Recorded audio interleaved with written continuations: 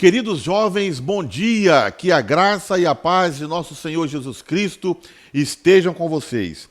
Eu estou muito feliz em estar aqui esta manhã de domingo para juntos estudarmos a palavra de Deus na Escola Bíblica Dominical da Assembleia de Deus, Marcas do Evangelho. Eu sou o pastor Gideão e vocês são bem-vindos nesta manhã. Meus queridos jovens, hoje é domingo, hoje é dia 11 de setembro de 2022. Domingo é o dia especial do Senhor. É o dia que nós nos reunimos para adorar, para cultuar o nosso Deus. E nós estamos vivendo um tempo especial de jejum.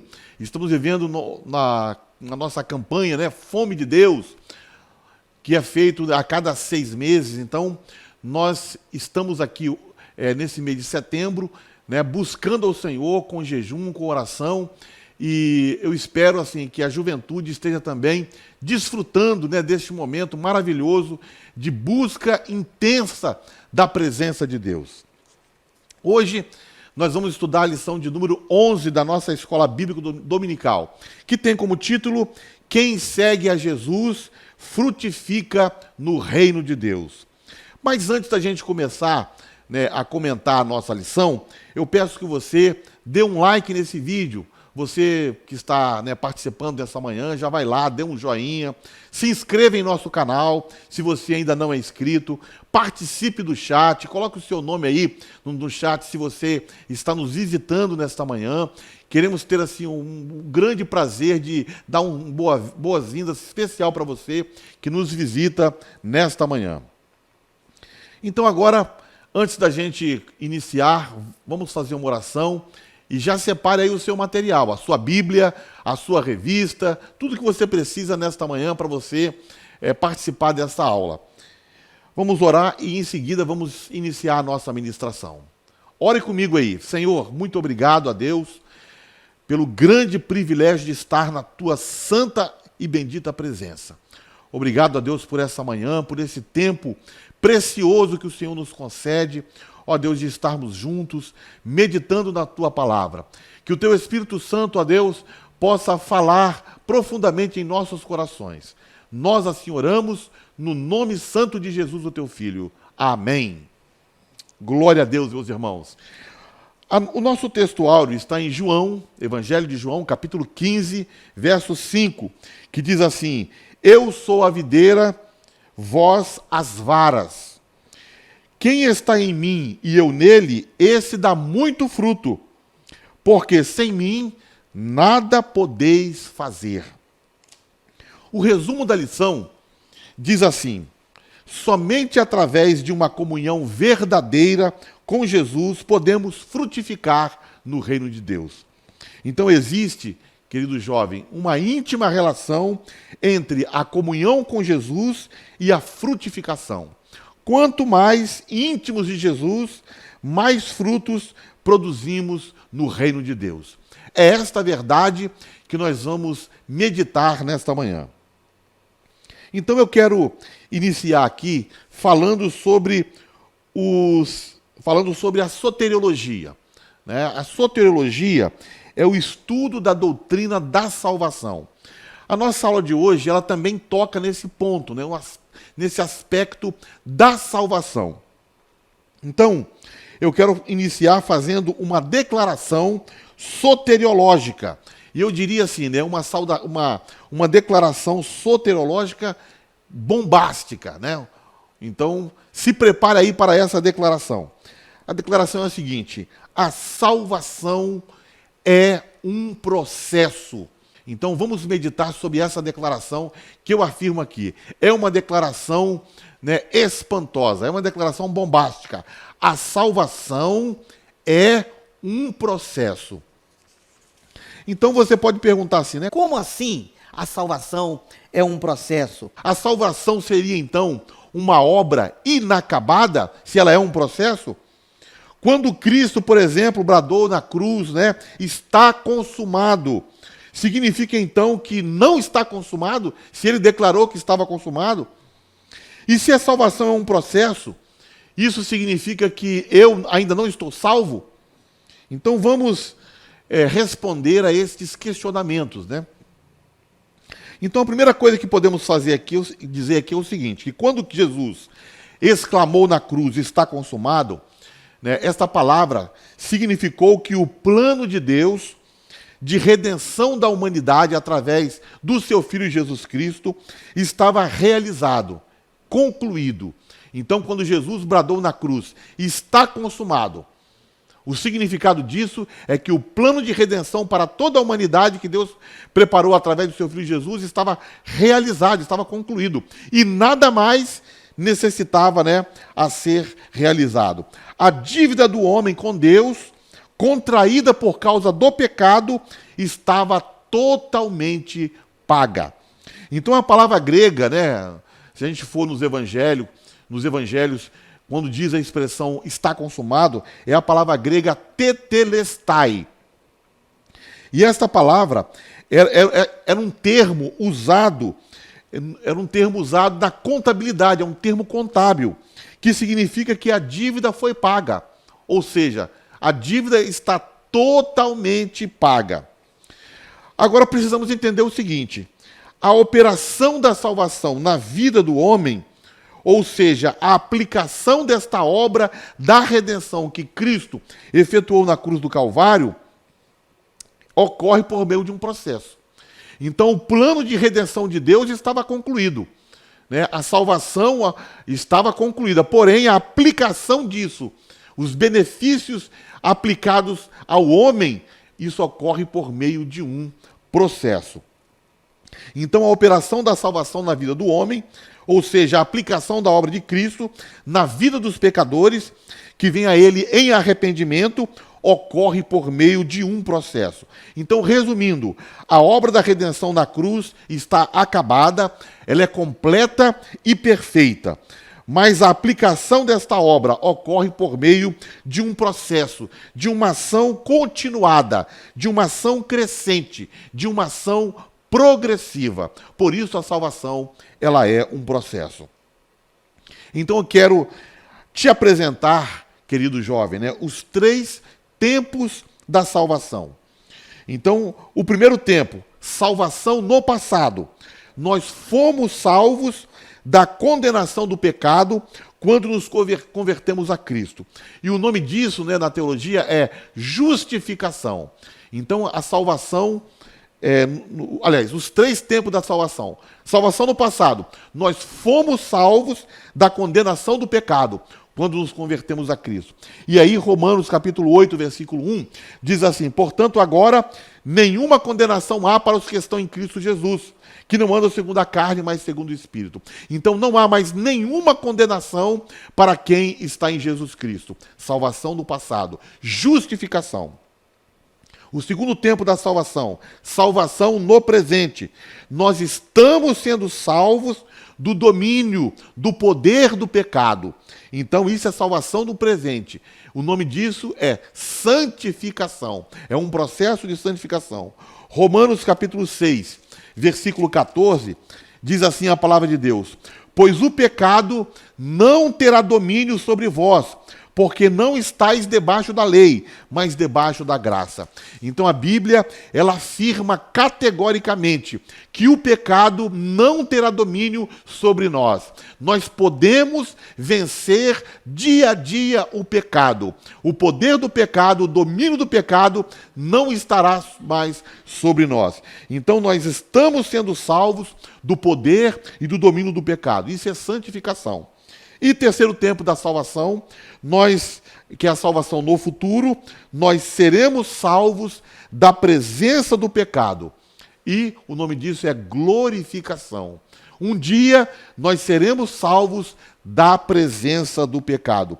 E Romanos capítulo 8, verso 17, diz assim: se nós somos filhos, somos também herdeiros, herdeiros de Deus e co-herdeiros de Cristo, se é certo que com Cristo padecemos, para que também com Ele sejamos glorificados. Glória a Deus, por essa palavra. Romanos 8,30 também diz o seguinte: e aos que predestinou, a este também chamou, E aos que chamou, a este também justificou. E aos que justificou, a estes também glorificou. Então aqui nós temos os 3 tempos da salvação: justificação no passado, santificação no presente e glorificação no futuro. A salvação é um fato consumado, justificação é um processo, santificação e é uma promessa, glorificação. Glória a Deus, né? Pela nossa eterna salvação conquistada por Jesus Cristo na cruz do Calvário. Agora, tem algo que é fundamental nós sabermos sobre a soteriologia, né? A doutrina da salvação. O entendimento de que no processo de salvação, tudo é pela graça de Deus. A salvação não é uma obra do homem, mas do Senhor. O homem não possui qualquer mérito neste processo. Então, tudo relacionado à salvação vem do Senhor. Pela graça sois salvos por meio da fé, e isto não vem de vós, é dom de Deus. Aleluia. Então, dentro desse processo de salvação, há a necessidade de nós frutificarmos. Há necessidade da gente atestar que a obra da salvação está acontecendo na nossa vida. E um dos fatores que atestam, né, que a obra de Cristo está sendo aplicada em nossas vidas, a obra de redenção está sendo aplicada em nós, é porque estamos num processo de santificação, mas também de frutificação.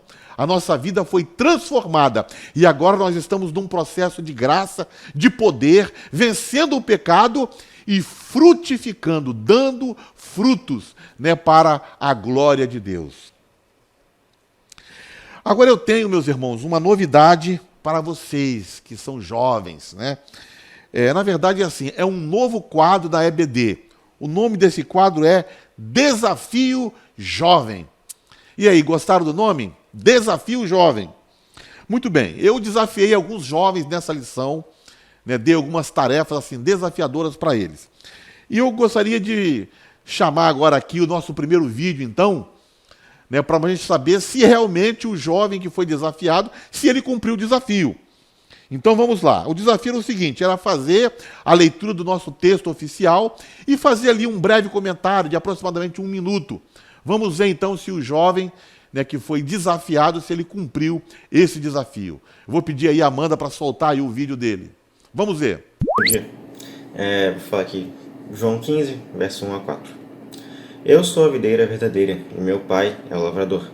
Toda vara em mim que não dá fruto, atira, e limpa toda aquela que dá fruto, para que dê mais fruto.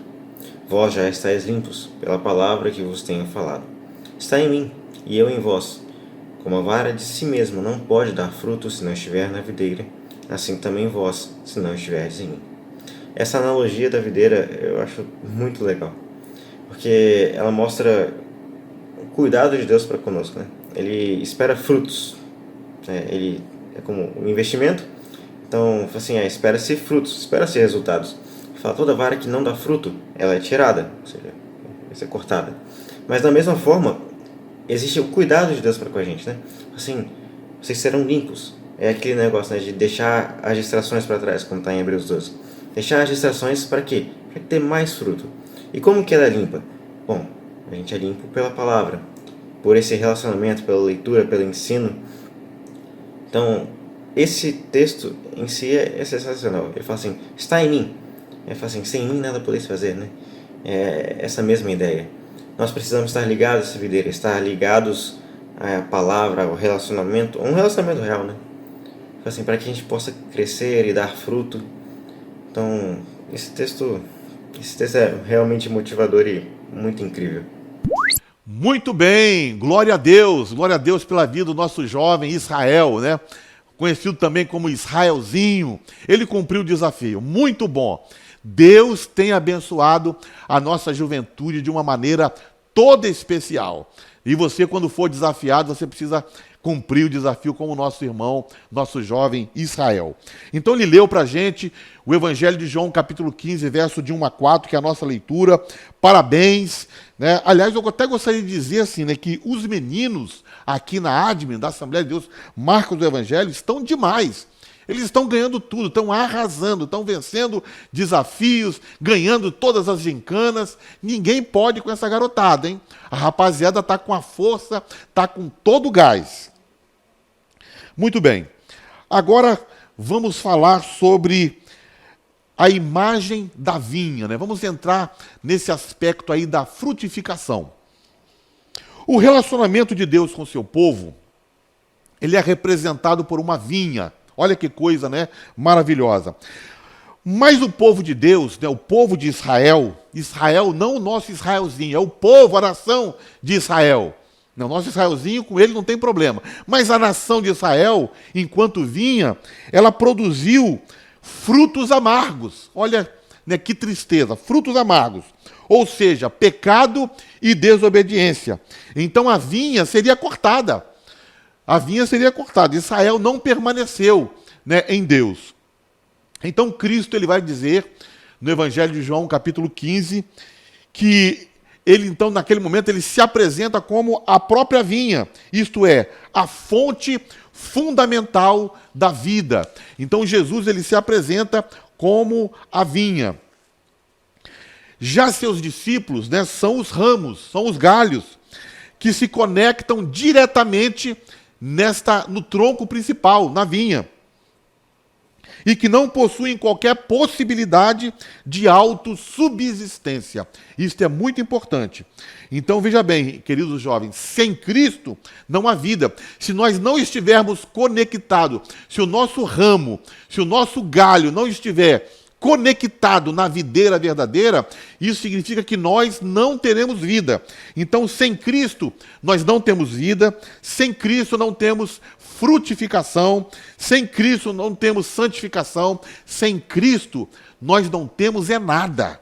Então, a única coisa que podemos ter nessa vida é se nós tivermos Jesus, se nós estivermos conectados nele. Ele é a videira verdadeira. Conectado nele, nós teremos muitas coisas, e muitas coisas boas, né? Diz a palavra do Senhor no Evangelho de João, capítulo 15, verso 5. Eu sou a videira, Jesus dizendo, né? Eu sou a videira. Vós sois as varas, quer dizer, os galhos, os ramos. Quem está em mim e eu nele, esse dá muito fruto, porque sem mim nada podeis fazer. Sem Jesus, nós não podemos fazer nada. Então, por fim, o pai é o agricultor, com autoridade tanto para podar como para cortar.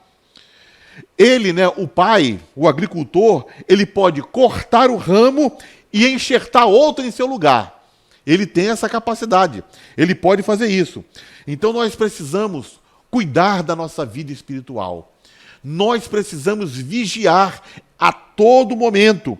Porque se a gente não cuidar da nossa vida espiritual, se nós não vigiarmos, corremos o risco de sermos cortados da videira verdadeira. E aquele que é cortado da videira verdadeira, ele se perde.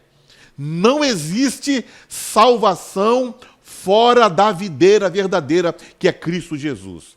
Jesus é o único caminho, a verdade e a vida. Se estivermos conectados nele, ok. Se não estivermos, se formos cortados dele, não existe a menor possibilidade da gente ser salvo. Então agora eu quero chamar o segundo desafio. Olha, nós temos esse segundo desafio agora, e eu desafiei, né, mais um jovem da nossa igreja a trazer para nós algumas, né, um conteúdo, algumas informações sobre a agricultura que tivesse relação com a nossa aula, né, sobre a frutificação, sobre a videira. E já que esse jovem, né, eu sei que ele é assim, um grande pesquisador e amante da agricultura, então eu diria até assim que ele é um especialista nessa área, então ele foi desafiado a fazer ali uma conexão, né, da agricultura com a nossa aula de hoje. Então vamos para o nosso segundo desafio, para o nosso segundo vídeo, e vamos ver se esse jovem realmente cumpriu o desafio, ou se ele, né, amarelou. Vamos ver o que aconteceu. Vamos lá. Vamos pedir a Amanda aí para soltar aí o nosso segundo vídeo. Fala, juventude, graças e paz, tudo bem? Eu tô rindo porque eu tô emocionado, cara.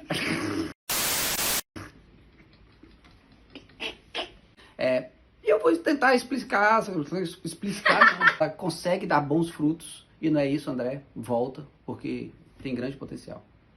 Você tem grande potencial. Você que está aí do outro lado. Olá, juventude, graça e paz. Eu sou André Lima. Eu fui desafiado pelo pastor Gideão para falar sobre agricultura.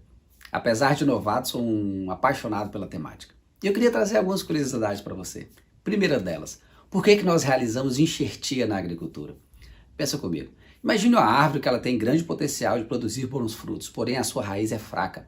A sua raiz não consegue passar por intempéries, a sua raiz não consegue passar por ataques de praga e logo em seguida a árvore morre.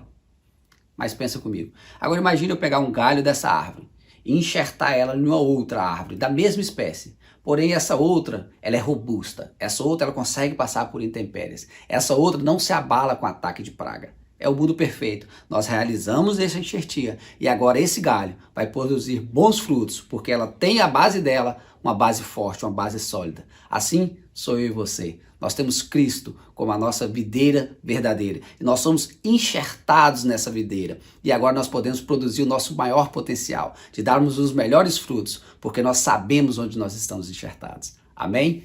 Segundo ponto, vamos falar sobre a diferença entre poda e corte. Pensa comigo, por que eu realizo uma poda numa mangueira, por exemplo?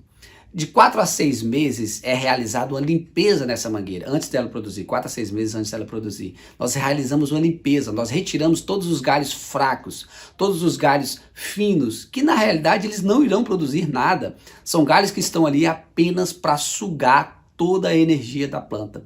Esses galhos são eliminados e assim toda a energia da planta é direcionada para onde ela vai de fato frutificar. Isso é a poda, é uma limpeza, retirada de tudo que está tirando o foco dela produzir. Assim sou eu e você em Cristo Jesus. Nós temos que eliminar de nós tudo aquilo que nos distrai, tudo aquilo que nos faz perder o foco principal, que é produzir frutos para o reino. E agora tem uma terceira. Qual que é a diferença de poda para corte? O corte, eu vou eliminar galhos que não estão voltados, primeiro para o alto, e segundo, para onde ele consegue atingir a luz, para onde ele consegue receber a luz. Então, galhos que estão voltados para dentro da planta, para a escuridão, nós eliminamos. Galhos que estão voltados para baixo e não apontados para cima, nós eliminamos. Nós deixamos galhos apenas que estão aptos a receber a luz, que estão de fato apontados para cima. Assim sou eu e você também em Cristo Jesus. Nós precisamos diariamente estarmos voltados para o céu, recebendo a luz que é Cristo Jesus, e assim frutificarmos, darmos bons frutos e saciar esse mundo carente e necessitado. Graça e paz, fica com Deus. Parabéns, irmão André, parabéns, né? Você trouxe um conteúdo maravilhoso, espiritual, com boas aplicações, que o Senhor possa abençoar muito a sua vida, né? Agregou muito conhecimento para nós, essas suas explicações aí, né, sobre a poda, né, sobre o corte, sobre o enxerto. Que Deus abençoe a sua vida, né? Eu diria até assim, irmãos, olha, os meninos aqui da igreja, os rapazes da igreja estão no óleo, estão vencendo todos os desafios, ganhando todas as gincanas. Se as meninas não tomarem cuidado, elas não vão ganhar mais nada daqui para frente, hein? Porque a rapaziada está, né, a todo vapor, está a todo gás. Então vamos lá, olha, vamos falar agora sobre frutificação. Jesus, ele nos ensinou algumas lições sobre a frutificação da videira. Jesus é um grande mestre, Jesus é um grande professor, né? Vamos ouvir o que Jesus nos ensina, né, através da frutificação da videira. E aqui eu quero refletir sobre duas lições que Jesus nos ensina. A primeira delas, não há espaço para improdutivos no reino de Deus. Então é assim, deu fruto, o Senhor vai lá e vai limpar. Não deu fruto, o Senhor vai lá, né, e corta. Então, duas coisas que podem acontecer com todas as pessoas que se chegam a Deus, que se chegam a Cristo. Ou ela vai ser podada, ou ela vai ser limpada, através do corte, né, como poda, ou então ela vai ser extirpada, ou então ela vai ser cortada para sempre do galho, para sempre da videira. Então essas duas coisas podem acontecer, né? E nós diríamos assim, que são coisas simples que podem acontecer. Ou você é limpo, podado, ou então você será cortado. Aqui, irmãos, eu vejo, né, que há um princípio para aplicarmos em várias situações de nossas vidas, né? O princípio é o seguinte: tudo que não está frutificando em nossas vidas deve ser cortado. Então, se tem alguma coisa que não está frutificando na sua vida, esta coisa precisa ser cortada, né? Porque a palavra de Deus, né, Jesus ele vai dizer: eu sou a videira verdadeira e meu pai é o agricultor. Todo ramo em mim que não dá fruto, ele corta. E todo ramo que produz fruto, ele poda, para que produza mais fruto ainda.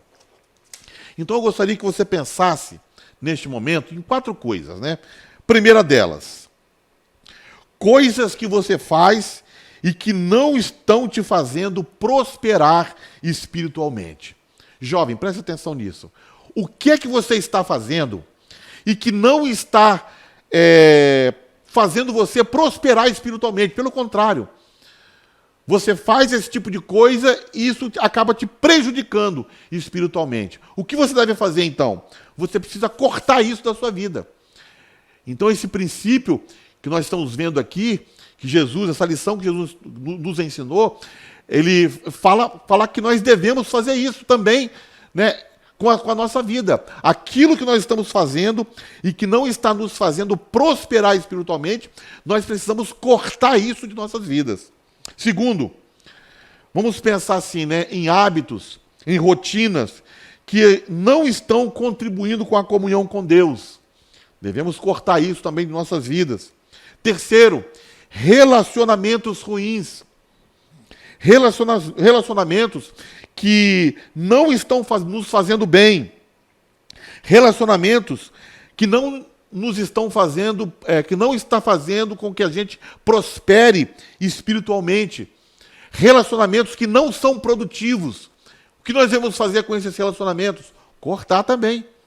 E quarto, né, tudo que está atrasando ou bloqueando os planos de Deus em nossa vida e que está nos fazendo perder tempo, nós devemos cortar. Então pense sobre isso, jovem. Coisas que, né, de repente estamos fazendo, que você está fazendo e que está bloqueando os planos de Deus na sua vida, está atrasando, né, o agir de Deus na sua vida. Então, você não pode perder tempo com essas coisas. Você não pode perder tempo com essas futilidades. Você precisa cortar isso da sua vida para que a sua vida prospere. Né? Como nós ouvimos no vídeo, nós precisamos limpar coisas de nossas vidas que estão nos carregando, né, e está sugando a nossa energia. E muitas vezes está tirando até mesmo a nossa energia espiritual. Então nós precisamos cortar isso de nossas vidas.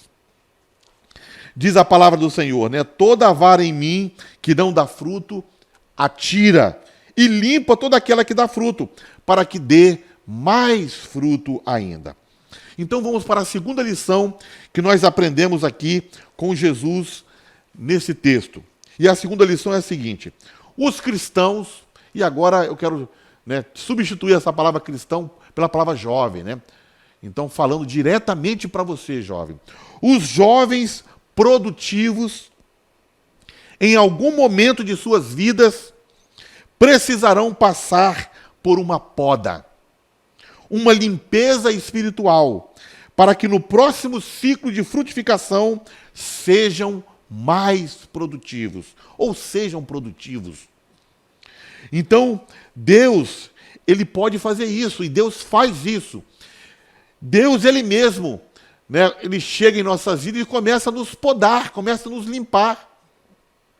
E esse processo de poda não é um processo muito agradável, né, para a árvore. E também não é um processo muito agradável para nós. Mas Deus pode fazer isso diretamente, ou Ele pode fazer isso usando pessoas. Deus pode usar, por exemplo, o pastor, o seu líder espiritual, para te podar. Deus pode fazer isso. Deus pode usar os seus líderes espirituais, os líderes da juventude, para te podar. Deus pode usar os seus pais também para te podar. Estou dando esses exemplos aqui, né, para mostrar, né, que os jovens, em algum momento de suas vidas, vão precisar passar por esse estágio de poda. Precisarão disso para frutificar ainda mais. Sem a limpeza, sem a poda, nós não conseguiremos dar fruto da maneira correta ou na quantidade correta que o Senhor espera de nós. Agora, em relação às árvores e plantas, né, elas precisam de poda. Essa é uma necessidade. As árvores precisam ser podadas para que possam, então, dar frutos. Já vimos o vídeo explicativo aí do nosso irmão André, vamos dizer assim, nosso assessor especial para assuntos de agricultura, nosso irmão André, já explicou aí a necessidade, o porquê da poda.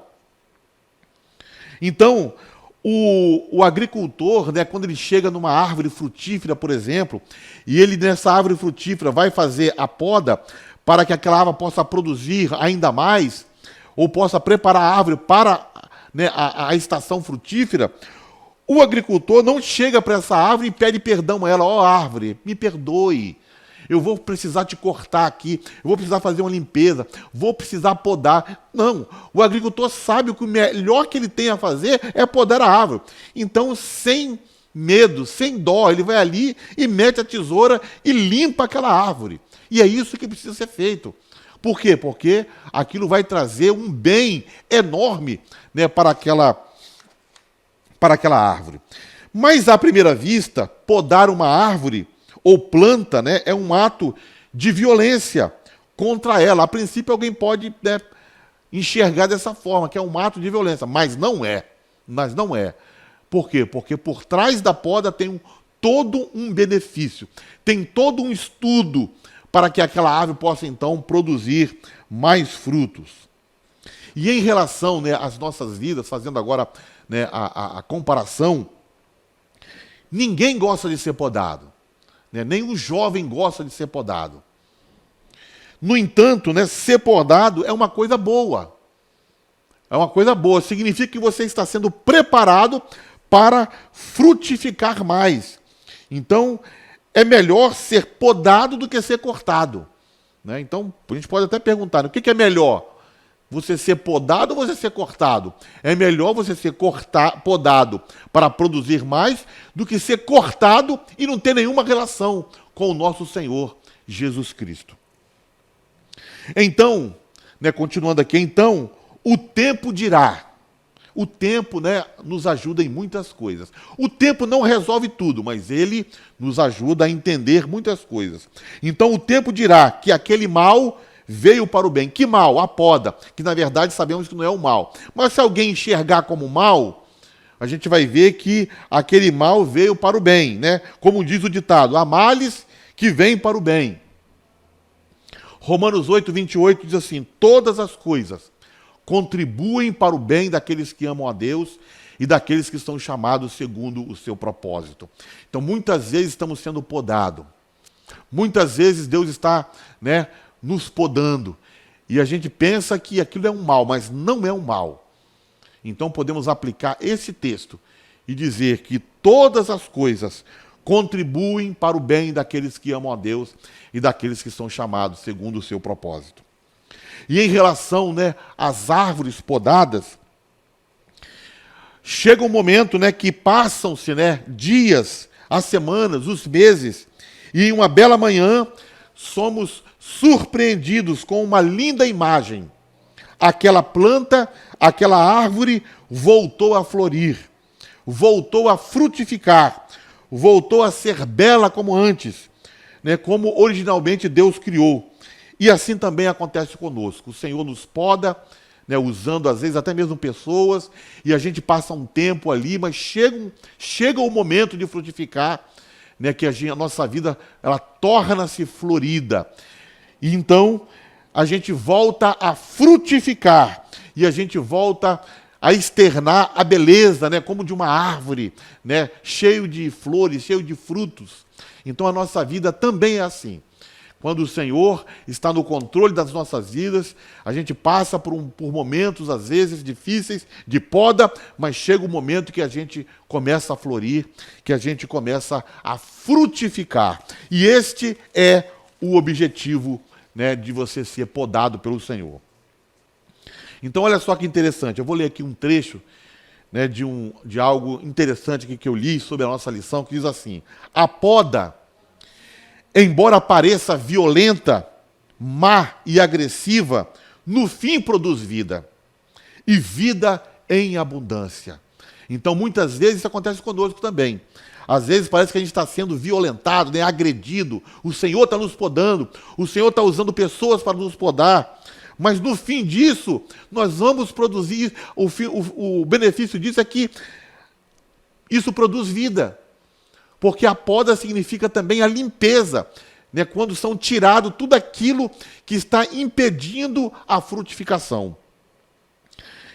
E a seiva, então, né, que seria o sangue, né, comparado, né, com o corpo humano, a seiva seria como se fosse o sangue, que alimenta a árvore e que se desperdiçava na tentativa de reanimar os galhos secos, agora se concentra em galhos saudáveis, potencialmente vivos, galhos que vão surgindo de uma planta aparentemente inerte, seca e sucumbente, e que ressurge em uma nova oportunidade de florir, frutificar, embelezar e também dar alimento aos seres vivos. Então, que bênção é a poda. Mas muitas vezes a gente não entende o agir de Deus em nossas vidas. Que você possa entender esse processo na sua vida. Que o processo é um processo de limpeza, um processo em que aquilo que é inútil é retirado para que haja concentração das energias, da seiva, naqueles galhos que vão frutificar, que vão dar frutos. Muito bem, agora vamos falar sobre os impactos da comunhão com Cristo, né? E nós vamos então para o nosso terceiro desafio. E agora, nesse terceiro desafio, nós temos aí, né, as meninas participando.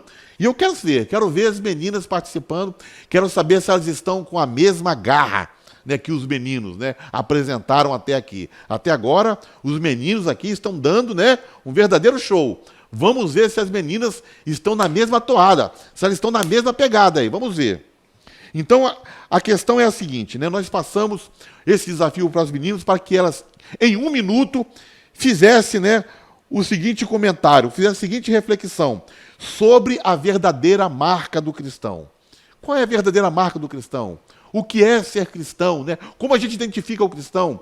Vamos ver se elas cumpriram, então, o desafio. Vai, jovens, vamos lá. O que é ser um cristão, ao meu ver, com base também na palavra de Deus? Ser cristão é ser alguém improvável, alguém que nem mesmo você acredita que você está se tornando. É ser alguém que os homens olham e falam, não é possível que alguém seja assim, não é possível que alguém viva assim. Mas Deus é o único que acredita nisso e é por isso que Ele deu o Filho dele para poder morrer por você, para que você pudesse todos os dias tentar ser um santo, ser alguém melhor. E ser cristão está muito além daquilo que você diz, daquilo que você fala, é muito além daquilo que você diz para os seus colegas de trabalho ou que você fala para os seus familiares. Ser cristão está extremamente relacionado com aquilo que você vive, com aquilo que você é por inteiro. Então, eu queria deixar aqui essa minha reflexão. Que Deus abençoe cada um. Obrigado mais uma vez aí aos irmãos. Deus abençoe vocês, galera. A paz do Senhor, jovens. O que é ser um verdadeiro cristão? O verdadeiro cristão, ele segue aquilo que Cristo nos ensinou, né? Nós somos discípulos de Cristo. Então, o verdadeiro cristão, ele ama a palavra de Deus, ele ama Cristo, ele ama o seu próximo. Ele tem prazer em estudar as escrituras, a fazer a sua leitura, as suas orações, jejum. Ele tem uma vida devocional, né? busca viver em santidade. O verdadeiro cristão é aquele que ele não se conforma com este mundo, com os exemplos que este mundo nos dá, né? O verdadeiro cristão, ele, antes de qualquer coisa, ele ama a volta de Cristo, ele ama o Evangelho, ele ama falar de Cristo para todos aqueles que ainda não conhecem a palavra de Deus. O verdadeiro cristão, ele se reconhece em Cristo, ele sabe a sua identidade em Cristo e ele não tem vergonha de mostrar quem ele é ao mundo, o verdadeiro cristão. Muito bem, meninas. As meninas também cumpriram o desafio. Olha, palmas para elas merecem, né? As meninas nunca decepcionam, isso é bom. As mulheres, né, são muito inteligentes, as mulheres são demais, hein? Rapaziada, os rapazes têm que realmente, né, a todo gás, né, para acompanhar, né, essas meninas que, senão, não tem nenhuma chance para eles. Se eles não tiverem a todo gás, né, e derem tudo de si para vencer, né, os desafios, né, as gincanas que de vez em quando a liderança passa para eles ali, se a rapaziada não tiver, né, com todo o gás, ficam para trás. As meninas estão de parabéns. Agora, antes da gente concluir, né, passar para a conclusão da nossa aula, nós temos 3 perguntas e nós queremos então chamar aqui essas 3 perguntas para que a gente possa então fazer aqui um comentário. Vamos ver quem está, né, fazendo perguntas dentro dessa aula. Vamos para a primeira pergunta. Mas, pastor, a minha dúvida é a seguinte. Hoje se constata que muitos jovens querem ter comunhão com Jesus, mas ninguém quer mudar de vida. O que o jovem precisa fazer hoje para que ele não caia nessa armadilha? Muito bem. Quero agradecer aí a Júlia pela participação. Eu vou até repetir aqui a sua pergunta para que a gente possa então fazer aqui um comentário sobre ela, né? Por que muitos jovens querem ter comunhão com Jesus Cristo, mas não querem mudar de vida? Por que isso acontece, né? E o que o jovem cristão deve fazer para não cair nessa armadilha de querer estar com Jesus, mas não mudar de vida? Essa é a questão da pergunta. Então, primeiramente, eu quero dizer que é realmente uma armadilha o jovem achar que pode agradar o Senhor e, ao mesmo tempo, agradar o mundo. Então, nós não podemos servir a 2 senhores. Se você quer servir ao Senhor, você precisa se afastar do mundo e viver uma vida diferente. Você não pode se igualar, né? Você não pode ser um igual às pessoas do mundo. Você tem que se afastar desse sistema maligno, desse sistema mundano. E muitos jovens, infelizmente, né, conheceram a Cristo, querem até viver a vida cristã, mas estão vivendo de braços dados com o mundo. Isso é uma grande armadilha. É preciso mudar de vida, é preciso de mudança de vida. Então, você professar a fé em Cristo e não viver de acordo com os preceitos da palavra de Deus, é você viver enganando-se, né, enganando a si mesmo. É você cair nessa armadilha. Então, muitas vezes, nós vamos encontrar jovens que até professam o nome de Jesus. Eu sou crente, eu conheço a verdade, eu aceitei Jesus. Mas ele não vive de acordo com os preceitos da palavra de Deus. Isso é viver uma vida enganando a si mesmo, né? Então, o que o jovem precisa fazer para não cair nessa armadilha? E eu até digo, né, não caia nessa armadilha. O que ele deve fazer? Primeiro, ele deve viver como discípulo de Jesus Cristo. Se você está seguindo a Jesus, você precisa viver como discípulo dele. Aliás, essa nossa lição desse trimestre é imitadores de Cristo.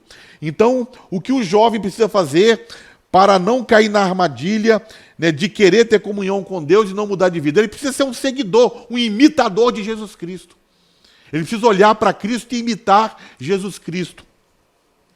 Ele precisa obedecer à palavra do Mestre. Ele precisa se submeter a Deus e resistir ao mundo, né? E uma lição prática que eu deixo aqui, né, para o jovem não cair nessa armadilha é: pregue para si mesmo todos os dias. Então, jovem, você que não quer cair nessa armadilha, então pregue para si mesmo todos os dias. Todos os dias, ao acordar, você pregue para si mesmo, né? dizendo o seguinte: eu preciso me converter a Deus.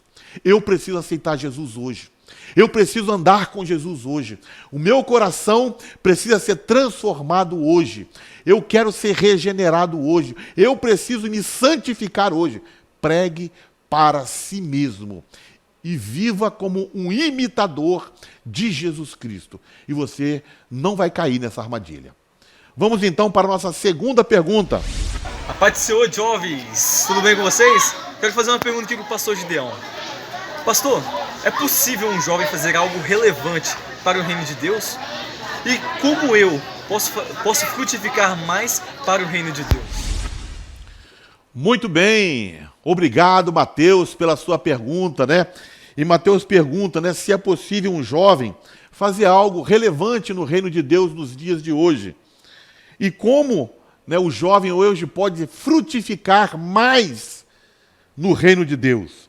Sim, Mateus, sim, jovens, é possível, mesmo você sendo jovem, fazer algo relevante, importante para o Senhor.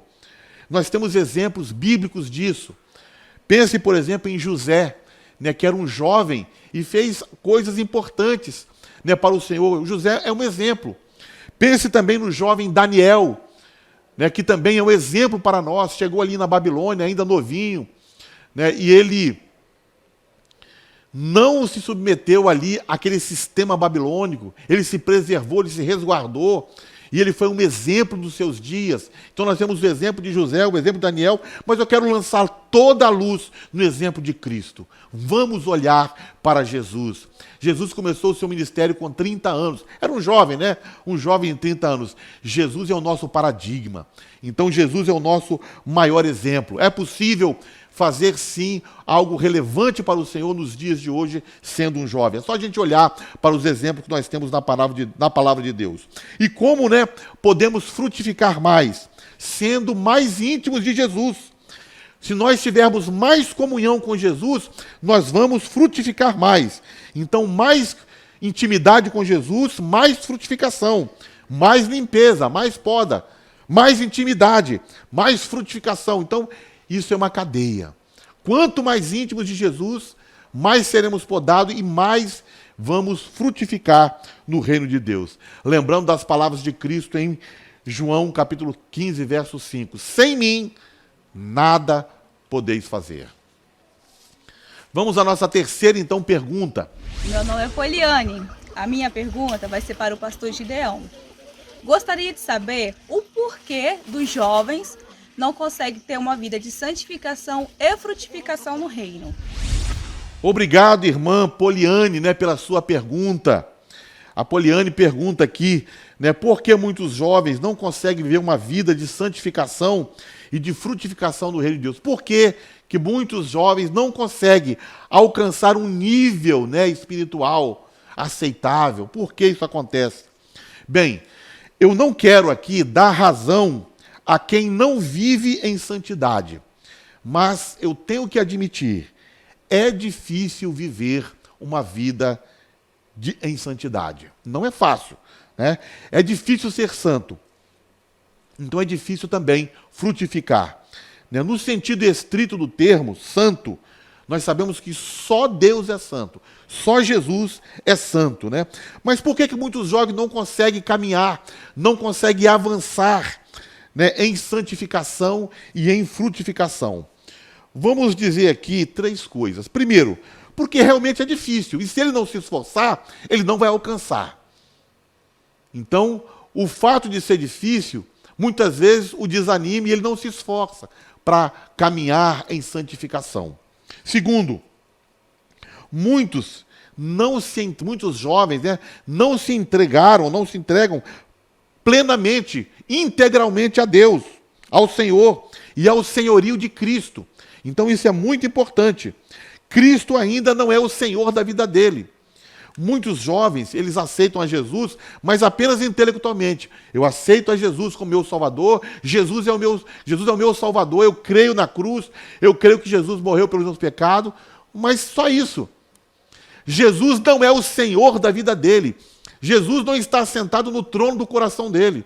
Então, embora ele conceba, né, a salvação intelectualmente, a obra não está sendo realizada, porque Jesus não é Senhor da vida dele. Ele não se entregou inteiramente ao senhorio de Cristo. Então, jovem, que Jesus seja o seu Salvador, mas que Jesus também seja o Senhor da sua vida. E quando o jovem coloca o Senhor como Senhor de sua vida, então começa a obra da santificação. O processo começa em sua vida de santificação. Muito bem, né?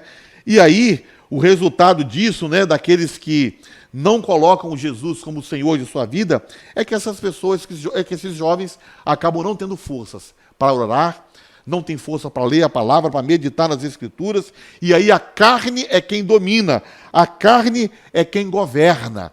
E aí ele é, então, completamente dominado pela sua carne. O que você precisa fazer hoje, se você está com essa dificuldade, é, primeiramente, entregue-se inteiramente ao senhorio de Cristo, para que ele seja Senhor da sua vida. Então, faça de Jesus não apenas o seu Salvador, mas também o seu Senhor, para que o processo de santificação comece na sua vida. Amém? Muito bem. Então, vamos orar para nós encerrarmos a nossa aula de hoje. Mas antes de nós fazermos essa oração, eu quero convidar você para ser um participante da nossa campanha dos 1000 valentes. Nós temos essa campanha que visa adquirir esse espaço aqui onde nós estamos. Então venha conosco participar dessa campanha, ser também um contribuinte desta campanha. E você também pode ofertar na Escola Bíblica Dominical, através de Pix, através de PicPay, através de transferência bancária, e também você pode entregar sua oferta à noite no nosso culto. Amém? Te amo, Deus, tua graça nunca falha. Todos os dias eu estou em tuas mãos. Desde quando me levanto até eu me deitar, eu cantarei da bondade de Deus. És fiel em todo tempo, em todo tempo tu és tão bom. Com todo fôlego que tenho, eu cantarei da bondade de Deus. Tua doce voz me guia em meu fogo, na escuridão. Tua presença me conforta. Sei que és meu Pai, que amigo és, e eu vivo na bondade de Deus. És fiel em todo tempo, em todo tempo tu és tão bom. Com todo o fôlego que tenho, eu cantarei da bondade de Deus. Tu és fiel, Jesus, tu és fiel. És fiel em todo tempo, em todo tempo tu és tão bom.